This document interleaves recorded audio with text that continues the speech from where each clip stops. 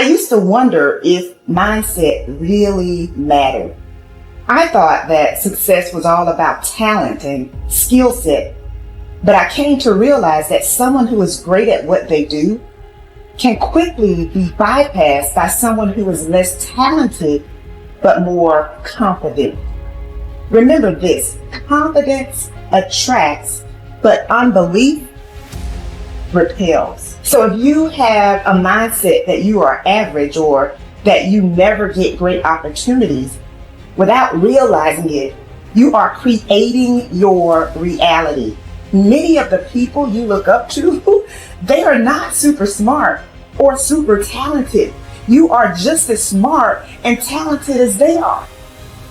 They just latched onto their dream and developed the mental fortitude necessary to keep going when they were feeling the frustration that you might be feeling right now. A belief can create the disease as much as a belief can create the healing. And I go, so the significance of this is profound because nobody talks about the negative belief. And I go, negative beliefs are powerful. It's called nocebo, as you mentioned. And as I said, they can cause any disease and they can kill you. Just because you believe you're going to die, you can die just from the belief. We always have to update our versions about reality because it's the only way that we adapt. Don't believe everything you've read or heard. It just may not be the truth. There's always a greater truth that you and I can begin to investigate. Surely someone in eternity has had similar problems as you and I and have gotten beyond it. Yes or no? So study that person. You want to be wealthy? Study wealthy people. Don't just have some panacea that you're just going to get wealthy. Read about wealthy people and find out that they lost everything and failed miserably 20, 50 times. But what they had as a characteristic, a quality in their personality is they were persistent and they kept changing and they kept forgiving and letting go of the past and kept going. And sooner or later they ran into it, and when they had all the money they wanted, it was never about the money. It was just about that they could prove to themselves that they can do it. Stop rationalizing. Stop making excuses. Stop giving yourself little watered down assessments of where you're really at. Tell yourself the truth. Are you making yourself better? Or are you making yourself worse? Are you moving forward or are you moving back? Anything that you have that you feel is a negative, it doesn't matter. Anything you feel it's a positive, it doesn't matter. We're still the ones that make the decisions and we're the ones that move the needle because no one's doing it for us. We want to change the world, we decide we're going to change it. We want to change the economy in our home, we have to decide. We want to change the amount of time we spend with family or live into our true purpose or be the woman or God or man God designed us to be. No one else is doing it for us. But what we can do is what you're doing. Gain capabilities from people who've already been there. Be a part of a group bigger than yourself. You already got the capabilities. You're already a part of a group bigger than yourself. You already got the support of this amazing family. I think true behavior change is identity change. And it's this shifting of your self-image, your beliefs, or the way you look at yourself.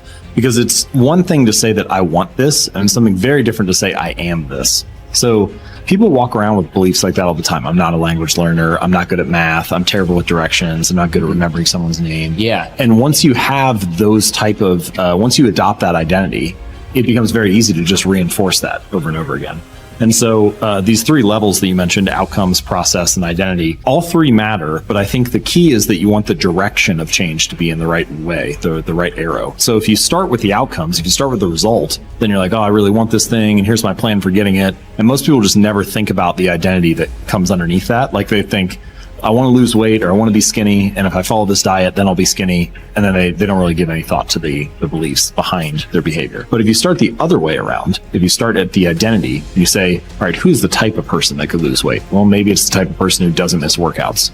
Then you start with that identity. You say, okay, I want to become the type of person who doesn't miss workouts. Here are the habits I need to build. And then whatever results come, just come naturally. So most people focus on the results and build a plan and let the identity come naturally, but that rarely works because their beliefs like conflict with your actions. But if you start with the identity and build the habits to reinforce that, then the results just come on their own. You are quite capable, and I don't even know what you earn, but I do know this. You can turn your annual income into a monthly income. You're very capable of doing that. Now, you may think that I'm exaggerating, You can't exaggerate when you start talking about the potential of a human being. Stop and take a look at the way we communicate today.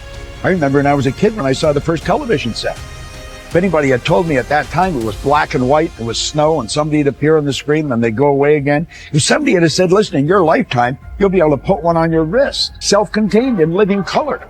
Somebody can shoot something going on the other side of the world. You can watch the Olympics on your wrist. You'd have thought they were right out of their mind, but all that's going on. In fact, that's nothing today compared to what we're capable of doing. You stick a little camera on our computer and look at the other person and talk to them anywhere in the world. Doesn't even cost you a nickel. Are we moving ahead? I think we're moving ahead at a rapid rate. But I'm going to tell you something. The people that are taking this there are not letting the paradigm stop them. And I don't want you to let the paradigm stop you. I want you to stop and think of where you're going and what you're doing. And when you go to break out of the paradigm, it's because you're using a bigger idea than what you're conditioning. Now, remember I said that conditioning is cause you to feel comfortable? It's only when you go to change the conditioning that you feel the discomfort. And when you get emotionally involved with it, you can be thinking of the change until you internalize it, nothing happens. But the second you internalize it, everything goes haywire. Why? You're dealing with the central nervous system. You're messing with the paradigm. You've heard the saying, habits die hard. Well, you put 1,000,000 of them together and see what happens. Yet it's like a wall, and you bounce off that wall, and you'll go back and live in your conformed or, state of bondage and justify why you should stay there. Don't let that happen. Absolutely refuse to let that happen.